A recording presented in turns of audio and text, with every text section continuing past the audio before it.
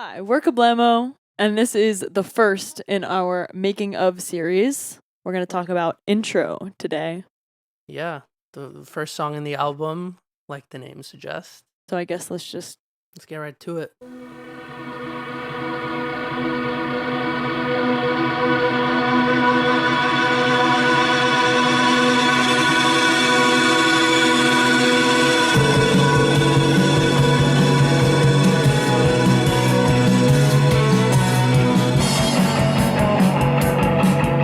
To talk about intro, I feel like we have to just talk about Kablamo as a whole and how we got started. That dates all the way back to around the middle of 2019. We were in a band with Aiden. We also are close friends with the members of On Pink, particularly Joe and Tom, who also went to New Paltz. And we all got together and decided to jam a little bit. People started hitting us up for shows because we were in another band called Baby Carrots at the time, and we just would show up with like nothing rehearsed, and it was just this ultra indulgent like jam, like noisy, like shoegazy, whatever, which was great. But Julie and I kind of wanted to turn it into something more, so 2020 winter, we had like a collection of jams that we really liked, and we were like, bro, let's make an album. Like, It's time. Let's get serious. Those like jams and like those little ideas we had like ended up on this album, but we still knew that we needed an official intro song. We had written one like a year ago and we were like, this one's just not it. We need something explosive. We need something exciting. Yeah, Santi was away, so we were FaceTiming a lot and just riffing ideas. I was just thinking how we wanted this to be like this unapologetic, like rock and roll intro, like just setting the tone, like take it or leave it kind of thing. And we're just talking.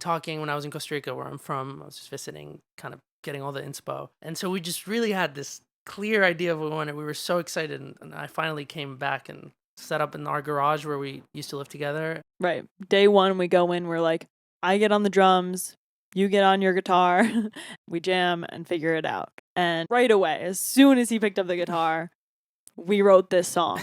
It's like it was like begging to get out of our system. Like the song just wrote itself, really, which was sick. I mean, we have a whole voice memo. Yeah. Where, like, we're just writing the song. Should I play the snippet? Yeah, so we have a little snippet of kind of how it went.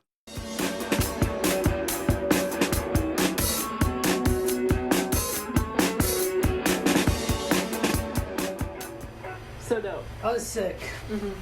As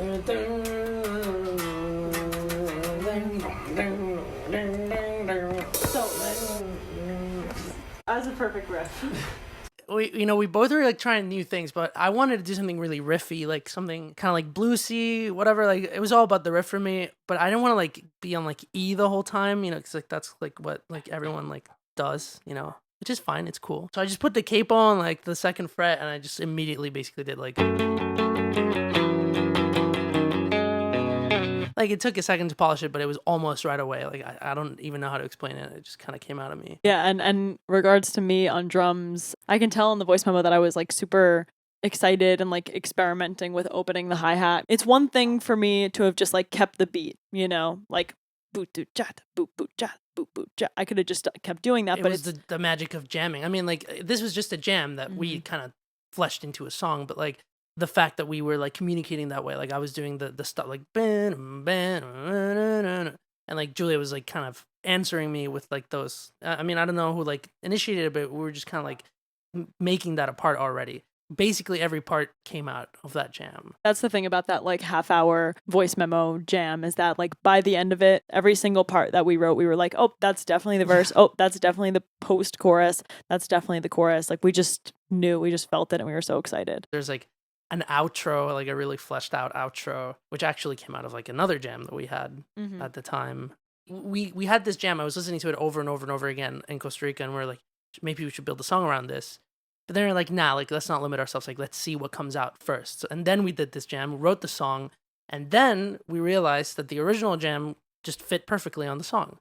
Like you want This is the jam. Yeah, this was from June 2020. And just to remind you, we were writing this in January 2021. Right, and like Aiden did the bass line, which was pretty sick, and we recorded it to tape just for, whatever. Just like, for fun. Reel to reel, like, yeah.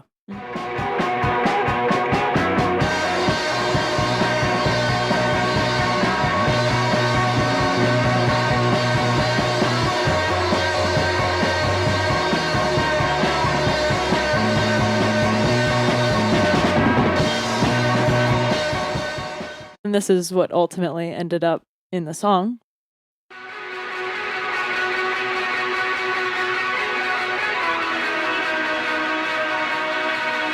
And in regards to the bass line, Yeah, so Julie and I were having a lot of conversations about that bass line because, like, if you notice, a lot of it is just here on, like, B, which Julia loved, right? Like, yeah, so like basically I wanted you to stay on B just like the entire time. I wanted the bass line to just be that while that riff goes on.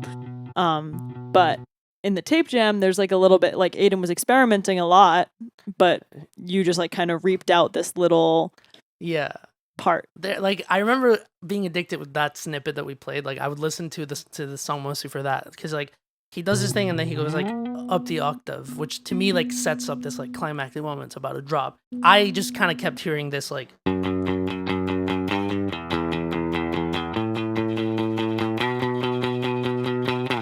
You know, which is like so like dark and like badass. But, like, Julia didn't want it to be like dark the whole time. Yeah, we had this like dilemma where when we were writing a lot of the bass for the song, like Santi would be like, "Oh, I want to do this like dark bass line." And I'd be like, "No, can we do like something like pretty or like rhythmic?" We're like mostly on the same page, but they're just these little tiny subtle disagreements. We were arguing, and then we were like, "Let's compromise and just do both." So I mean, I think that's what makes the band great. It's like sometimes we have these very like opposing things, but when we finally reach a compromise, it's like so epic. Like, it's just the best of both worlds. this is the epic ending that deserves the spotlight.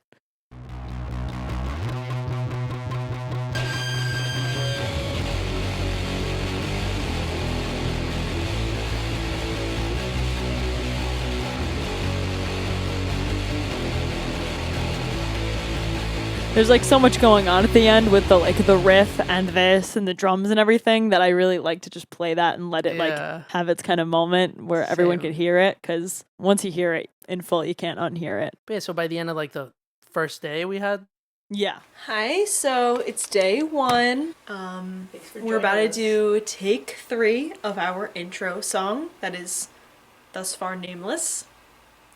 But it'll have a name, and then we'll look back and be like, remember? Well, we didn't have a name yet. That one. It's January 9th.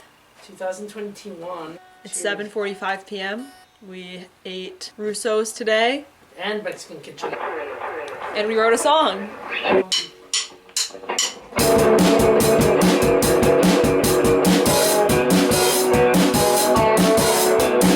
At the end of the first day, we just had like a demo of the guitar and the drums, and we like recorded a little thing. But then day 2, we went in and we got the official takes of the drums and guitar, and we had that foundation.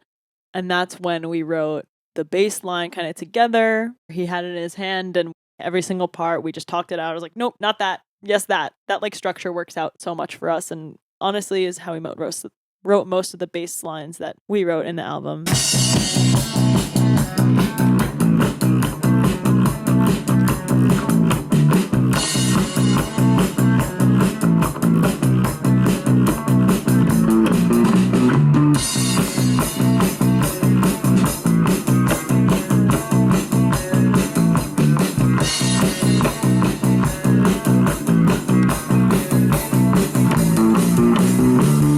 Then when did we did vocal melodies the day after?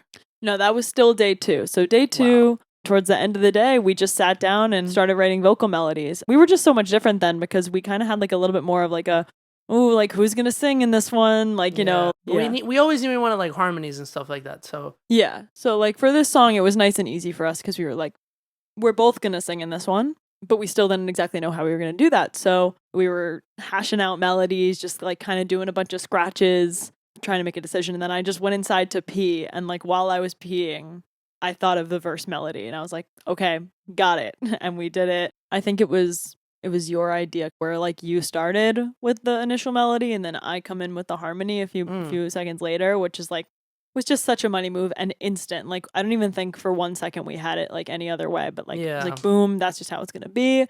At the time I was also very into like drony melodies, and Julia is more like, you know, she likes more of the melodic, but there's a lot of that in this song where we like managed to find that compromise too. Like the pre-chorus, like there's like the drowning, doubting, you know, like there's a lot of that sort of worked out. But yeah, go ahead. Yeah, here's the chorus. Pre-chorus and the chorus.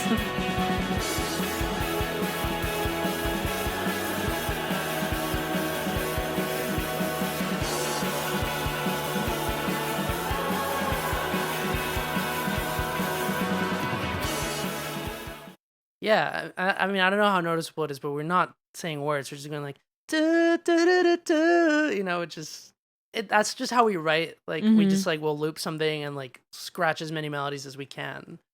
And then we write the lyrics. And that's what we did day 3 of our little adventure, is we just woke up, made breakfast, drove to the mountains with a notebook, and we were like, let's do this. We spent a lot of time talking before we did it, just about like what we wanted the vibes to be. I think we're just saying things and I was writing them down because Julia was driving. But we were just talking a lot about kind of the general themes, and we wanted kind of like, it's the opening song. It's like this like unapologetic, you come in like hot. Like, okay, like we're coming out of a time that was emotional. We were coming out of quarantine. Like Santi just went through a breakup. We're going to start a new album, start a new vibe in life. So it was coming from a really like inspired and excited place overall. Like persevering and retaining that kind of optimism when things look the worst. Like it's so easy to be optimistic and like to be excited and motivated when things are looking good. But when you're going through stuff, like where do you find that motivation? And to us, it really was just like making music together. That period of time specifically, it was like winter, like dark, pandemic, like isolation, and we were probably the happiest people ever. Like those like first few months, like making the album, were just like probably some of the best times of my entire life. Yeah, because that's what this song represents, and like this whole album represents, just finding all this like excitement and motivation when the world is telling you that you shouldn't, you know. And I think that's the most powerful thing. I mean, listening to this song just reminds me of that. It's just kind of immortalized at this point. Like, you just have to remind yourself, all it takes is to get it right one time. You just get it right that one time, and you get out of whatever funk you're in. Like, you just have to keep doing it, like failing over and over and over and over again until you get it right that one time. So, you know, even though like some lyrics may be like a little bit like on the nose, like very literal, like not super poetic, like they are very genuine. Like, you know, the thing is it just doesn't feel cheesy because of how genuine we were truly being in that moment, you know. The appeal of the album is that we're not trying to be cool, you know. Like, it's a very unpretentious album. We love this. This is really coming from a real place, and like we hope that people love it. But I personally love things that are very genuine and authentic, and like aren't afraid to like verge into cheesiness or verge into being like really heavy or a lot of delay on the vocals or whatever risky choices we've made in the album. That it's just what we like. In my opinion, that's how you make the best kind of art. I felt so pressured prior in like our previous projects and stuff to like do what the kids like, you know, like be what everyone wants me to be, or like what I perceive as cool. And like, you know, with Instagram and everything, like you're always consuming these things and trying to be cool. And I want to do my thing. I want to listen to what's coming from within, and that's what Kablamo was like my favorite thing I've ever done, you know? Totally. Same here. And by the end of the night, we were pretty exhausted after that day. It was like, oh my God. But we came out the other side. And then by the end of day 3, we recorded vocals with the lyrics. What I love about this song is the fact that it was written and like recorded in basically 3 days. Therefore, like so much of that energy was pent up and stored into that like little period. And like sometimes when you record the vocals like so much later, you like aren't as passionate about the melody. You're not like writing it as you're singing it, you know. Totally. And that's something that I love about those vocal takes, is they're just like that night.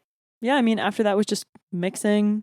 Right. And, you know, we sat with the song for a long time. We added some overdubs. We like re-recorded some guitars. But ultimately, like listening back to that OG, like it is so much like that. It's really hard to mix your own stuff and to master your own stuff. But yeah, I mean, we recorded everything in our garage, mixed everything ourselves. Like, the goal also was kind of to be like, hey, like with this DIY setup we have, we can make really good music. And I think we did. Yeah. Well, see you on the next one. See you in the next one. That's intro. Bye. We're Kablamo. Thank you for watching. We're Kablamo. XOXO. Bye.